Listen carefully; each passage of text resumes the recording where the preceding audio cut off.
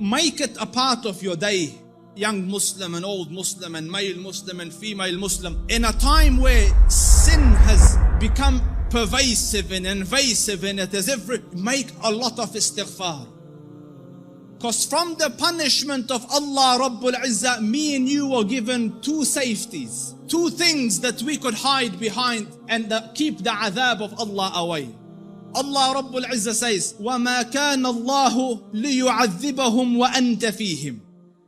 The first, the Prophet, so long as Allah said, so long as he is amidst you, I will not punish you. So the Rasul died and left. His sunnah is with us, but the Rasul went.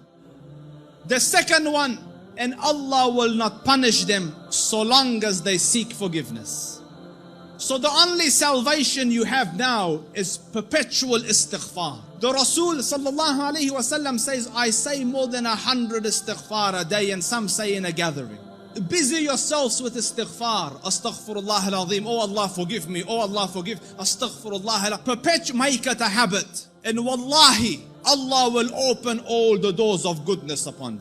In the time of Hasan al-Basri, he was alim, zahid, taqiyyun, naqi, lillahi al-wali, min al-shaytani bari, a righteous man. And he had students. So he was busy with them. And a man came and he said, Shaykh, I have problems. So he goes, what's your problem? So he goes, there's no rain in our land. Drought has come. Give me something to do. So he said, increase the saying of istighfar. So he thanked him and went. The other man came. Sheikh, poverty has struck us. There's no income, no money. So he said, say istighfar, increase the saying of istighfar. And his students are watching. Third person came. Sheikh, I can't have children. So increase the saying of istighfar. So the students look at the Sheikh, every person came with whatever sickness. You have one medication, just injecting everyone the same thing. What's going on? So the Sheikh said, it's from the Quran. فَقُلْتُ اسْتَغْفِرُوا رَبَّكُمْ إِنَّهُ كَانَ غَفَّارًا يُرْسِلِ السَّمَاءَ عَلَيْكُمْ مِدْرَارًا وَيُمْدِدْكُمْ بِأَمْوَالٍ وَبَنِينَ وَيَجْعَلْ لَكُمْ جَنَّاتٍ وَيَجْعَلْ لَكُمْ أَنْهَارًا. Make istighfar of Allah. Allah will send the sky down with helpful rain for you. He will bestow you with wealth and progeny and make your gardens grow, and around it springs of water will come. All for the saying of istighfar and the returning to Allah Rabbul Izzah with seeking forgiveness of Allah Rabbul Izzah. Make istighfar, Muslims. Amidst the scholars of the past, one of the famous ones is Ahmad ibn Hanbal.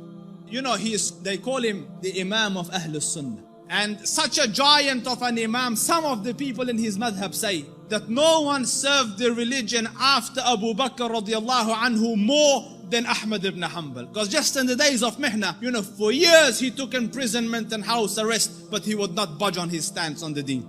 So his fame and repute extended across the Muslim land. Everyone knew him, but there was no selfies in those days, You couldn't share a picture. So no one knew. Few people around him and his students and the Ahl al-Ilm knew what the Shaykh looked like. Most people hadn't seen him, but they had heard about him. So Imam Ahmad went on a travel from his city to another city. And when he reached that city, night befell him. He was in a masjid. And he was trying to sleep in the masjid because in those days there was no hotels and things. So the guard came and he said, get out of the masjid. So he said, listen, I'm a traveler. I don't have anywhere to go. I will just be here till tomorrow and then I will be on my way. So he said, no, get out. So the Shaykh went and sat outside the door. Can you imagine? This was a man, who, when he used to walk, hundreds would be walking with him and they would kiss his head and hold his books. Imam Ahmad was Imam Ahmad. Now he's sitting at the door of the masjid. So he looks at him, he goes, didn't I tell you to go? He goes, I'm outside. He goes, no, get out. So he said, listen, it's just... So he said he held the Imam from his leg and dragged him onto the street. Imam Ahmad. So, and the Shaykh, subhanallah, And when he's landed in the middle of the road, across the road was a baker, the one that makes bread. So the baker saw him and he goes, listen, he sees in him signs of piety and taqwa. So he goes, come here and sleep in my bakery, and I'm making the dough all night and fixing the bread, because people will come at Fajr to buy, but you sleep here as I'm doing my work. So the Imam thanked him and went and laid down, but he's watching him, that every time he makes the dough, he says, Astaghfirullah, Astaghfirullah, Astaghfirullah. And as he's making Astaghfirullah, Astaghfirullah. So all night he saw this man, Istighfar, Istighfar, Istighfar. So He went to him, he goes, for how long have you been on this practice? For how long have you been practicing this? So he said, for a long time now.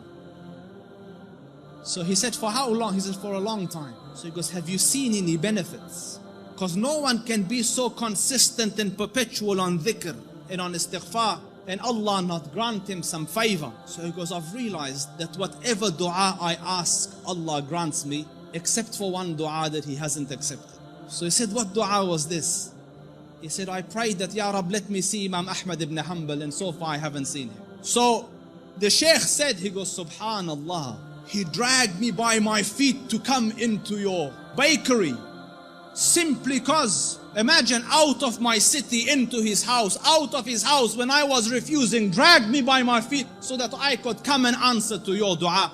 فقلت استغفروا ربكم إنه كان غفارا يرسل السماء عليكم مدرارا ويمددكم بأموال وبنين ويجعل لكم جنات ويجعل لكم أنهارا. My dear brothers, turn to Allah Rabbul Izzah. Wallahi, I don't say this as a nice to say, but all of the problems to all your answers is Allah Rabbul Izzah. Your refuge from every difficulty is Allah Rabbul Izzah. Turn to Him Wallahi, turn once to Allah Rabbul Izzah, and you will find your Lord more merciful and more accommodating and more accepting than the kindest of the kind of this world.